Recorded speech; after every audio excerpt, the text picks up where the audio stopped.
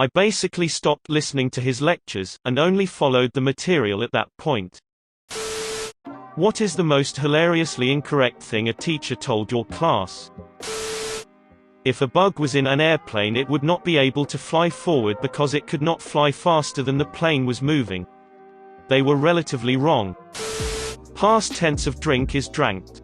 This is what can happen in English class when the teacher's first language is not English. That a Big Mac from McDonald's overwhelms your stomach with so much of everything that it doesn't register you've eaten anything, and that's why you get hungry again so quickly after. Computer teacher told us if you use cut on an image on a website, that it will be removed from the website and will upset the website maker, so be sure to use copy. A teacher of mine told us that the left side of your body is your feminine side, the right side is your masculine side. That's why your skin is better on your left, your right is stronger, etc. God, what the hell? The teacher put materials from plants and materials from animals on a board. We could not convince her that wool was not a plant. My grade 6 teacher told me that fatigued was in fact not a word when I used it in a short story, and insisted that I looked in the dictionary. Found it in the dictionary in about 2 minutes and proved her wrong in front of the whole class. Science teacher, during the sex ed portion of the year, said all penises are the same size when it counts, i.e. when erect. Classmate then asked why boobs can be different sizes, but the penis is the same for all men. Teacher then said she didn't know, and that would be a question she would ask St. Peter when arriving at the pearly gates. I have a feeling the science teacher never saw more than one erect penis. While teaching Japanese history, my teacher was entirely convinced that the suicide of a Japanese samurai was called Sudoku instead of seppuku. Your teacher is correct. The shamed samurai carved 81 squares into his chest before meticulously painting the numbers 1 through 9 on his chest in a difficult-to-discern pattern. The samurai would often die part-way through the process. To restore his honor, the family would have to finish the pattern before burial. When I was in kindergarten, our homework assignment was to ask our parents what country they were from so the teacher could show us on the globe where it was. Younger me was so excited. I went home and asked my mom where she was born, and she told me her family was from Malaysia. All day I practiced and practiced. I couldn't wait to share this info with my teacher. When I went to school the next day, I told my teacher that my mom is from Malaysia. With a look of utter disappointment, my teacher informed me that Malaysia was not a country, and I needed to ask my mom again. I was crushed that my mom would lie to me like that. Or that she was wrong. Either way, little me cried to her and told her that my teacher said Malaysia is not a country. So Mama was not happy that I was told this and came with me to school the next day to give the teacher a piece of her mind. To this day I've never seen my mother get so red in the face while yelling at my teacher. After she was through, I quickly got an apology, and a geography lesson on where Malaysia was. When transferring schools. Teacher, so you're from Mexico? Me, no, I'm from New Mexico. Teacher, got it, so you're Mexican. Was the student visa program difficult? Me, no visa needed. I'm from New Mexico, it's between Texas and Arizona. Teacher, did you live near cartels? This was an American history class in high school. I was once told in a religious studies class that black people are God's mistake. She was fired not long after. Edit, she wasn't Mormon, it was a Jewish studies class and she was Jewish.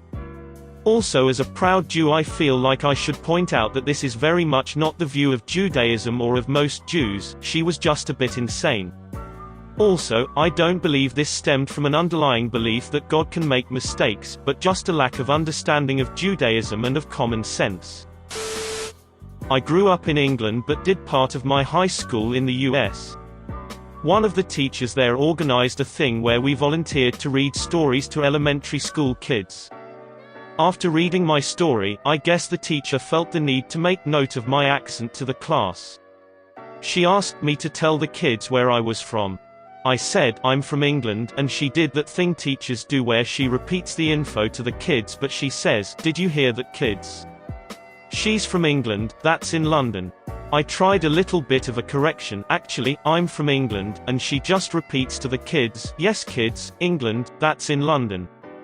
I was too shy at that age to call her out on it, but it still makes me cringe to this day. That Tsarina was the first name of the wife of Tsar Nicholas II of Russia and not her title. She understood that Tsar was Nicholas's title and not his name, but could not apply the same logic to Alexandra. She insisted that Tsarina was her given name, and no amount of arguing would change her mind. I'm still annoyed about this 20 years later. We got taught in science that our tongues have different areas of taste. Had to do an experiment where we put a sugar cube, lemon on different parts of the tongue, etc. Supposedly we had a sour area, a sweet area, and so on. So putting lemon on the sweet part of your tongue would mean it wouldn't taste sour, bitter. Well, I spent that whole experiment thinking it didn't matter where I put it, it all tasted the same. I said that and the teacher looked at me like I was being purposefully disruptive. The rest of the class said it worked. I figured something was wrong with my tongue. Years later I heard they debunked that theory. Edit, just want to add, a lot of you are mentioning kindergarten. We got taught this in high school. I am being serious. Granted it was early high school, so ages 12 to 13-ish, but still. I'm English, so maybe in England we learn fake science later in life. One of my secondary school teachers announced to his class that you couldn't see the Southern Cross star pattern from the Southern Hemisphere. As students questioned his statement, he made each one stand in the corridor outside the classroom.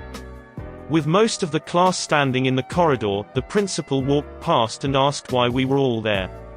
After a short explanation, the principal asked the teacher to come to his office and gave the class free time. If I recall correctly, we didn't see the teacher for a few days and then he returned to admit his mistake. First I thought about how a nun that was teaching religion in my first grade said that if you put your hands to prayer facing downward you will go to hell, and if upwards you will go to heaven. But then I thought, who am I to say she was wrong? Edit, for everybody asking, Australians go to hell no matter what they do, it's obvious and the scripture says so anyway. One of my first teachers told the class that the sea is blue because it's a reflection of the sky. That same teacher, later in the year, told the same class that the sky was blue because it was a reflection of the sea. We lived on land, the sky should be green or brown, the sea, being only a reflection of a reflection, should be copying that green or brown. I pointed this out, began to present the correct answer, and was promptly sent out of the room for being disruptive. I moved to a very white rural town. I think less than 5% of the school was something other than white. Our English teacher was bragging about how she had been around Mexicans before, and was pretty good at knowing their words. She said this because we were reading a story about two Mexican boys in the city. She said she could explain anything to us if we had questions.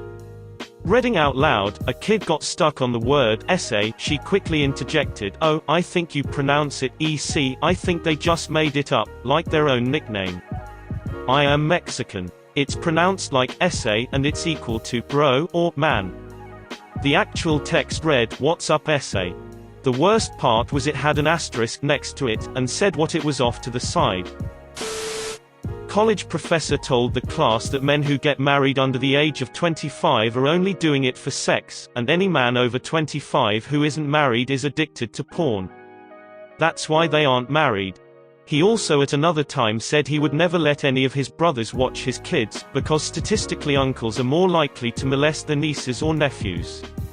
I really wish I would have asked him at that time if his brothers ever had kids, if he would refuse to watch them for the same reason.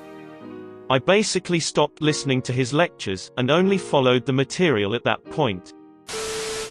Not my class, but I wanted to do an experiment for a science fair type thing on animal behavior in high school. I had one of my science teachers try to tell me that animal behavior isn't real science, and that I needed to pick something else. Even as a high school kid I knew this was bullshit. I was like, today I learned that Skinner and Goodall aren't real scientists. Oddly enough, in college I had two advisors who were very interested in animal behavior, and I ended up doing a pilot study for undergrad where I studied toy preference in captive tigers. Despite having passed my school's IACUC, the State Academy of Science denied me a grant for not having a realistic study, because where was I going to find tigers in our state? I wonder if someone from that committee was in the audience for my presentation, because a lot of questions focused on where I had access to captive tigers, a private sanctuary 20 minutes from my house that had almost 20 Bengal and Siberian tiger on the property. Everyone in my study was bred in TX and assigned numbers since some were from abuse cases. Now I work as a veterinary nurse, and have special certifications for fear-free and low-stress handling practices which relies heavily on animal behavior, the non-science. Like and subscribe for more funny, interesting, and scary r/ask Reddit videos.